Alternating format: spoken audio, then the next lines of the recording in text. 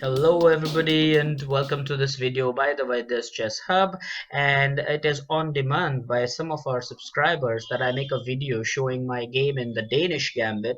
That is the full Danish gambit where black accepts all the pawns on offer, and therefore I'm going to show you in this video two of my games in the Danish gambit where black completely accepted all the pawns offered to him.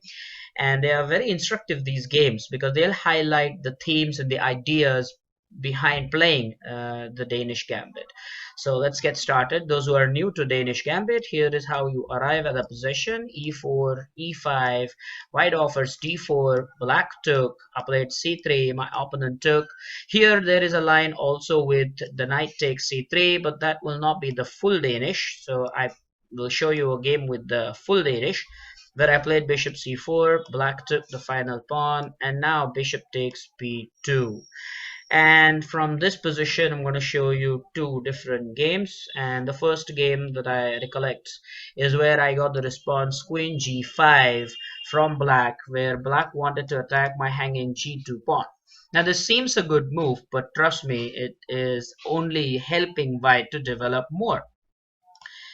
Here, if you're thinking of playing g3, well, that is not why you played the Danish gambit in the first place. The idea behind the Danish gambit is make every move for development. That is the sole intention of playing the Danish gambit. You want to develop a piece or take an initiative every move you make. That is why those two pawns are sacrificed. So here, knight f3, of course, and my opponent promptly took on g2. Rook g1 is easy to see. Of course, my knight is guarded by the queen. My opponent obviously had to play queen to h3, and here I don't mind if you pause the video and try to find out the continuation. You can pause the video now for white. If you had paused the video, you, I'm sure, came up with a tactical weapon here. You could play bishop takes f7 check. If the king takes on f7, knight g5 is actually winning the queen. Of course, let's go back. If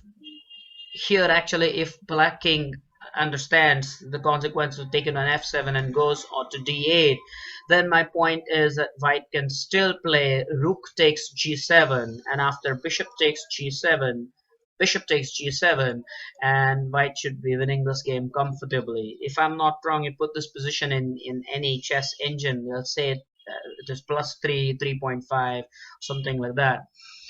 Another response by black over here could be, because he sees that this knight is attacked twice, so he could go for a move like knight e7, and if that happens, actually white has a lovely move, rook g3. So now you see the queen is attacked, but at the same time a discovered attack on the rook is unleashed.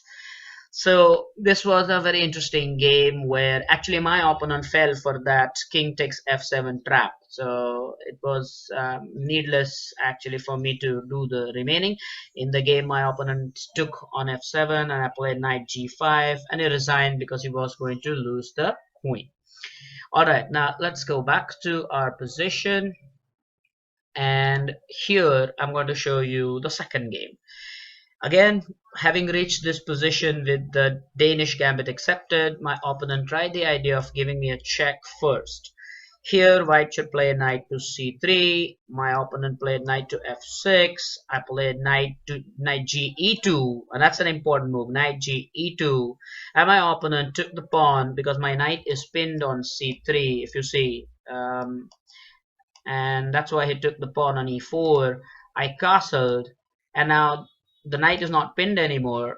My opponent took, I took, he castled. I played knight to d5, attacking his bishop. He played the move bishop to c5. And now, after I played queen g4, my opponent actually resigned. In this position, my opponent actually resigned. Now I'll show you why he resigned. I'm sure he saw the continuation. I don't mind you, again, as I say, it's always good to pause the video and find it out for yourself. So if you want to pause the video, do it now. And if you had paused the video, it's white to play, of course. Sorry, black to play, of course. The threat is the queen g7 mate here. And so black's obvious response is to play g6, and now you can play knight to f6 check. uh, the bishop is supporting the knight, and after king h8 you can play queen h4, again threatening mate on h7. And after black plays h5, which is pretty much the only response. Now, do you see the continuation for white? Of course, knight takes h5, which is a discovered check. King goes to g8, and after knight f6 check, king g7, queen h7 is actually checkmate. So I'm very sure that both the videos were very instructive. In fact, both the games rather were very instructive. I would highlight why White plays the Danish Gambit one more time to conclude the video. White plays the Danish Gambit, sacrificing his pawns to get a quick initiative. Now, if you want to employ the Danish Gambit, here are some ideas to remember. One, you must avoid unnecessary exchanges. Two, you must make every move with a development because you have sacrificed material. Now, mind you, let's get to the position of the Danish Gambit acceptor. In this position, if White allows easy exchange of pieces, then at the end it will be opponent's king and two pawns versus your king alone.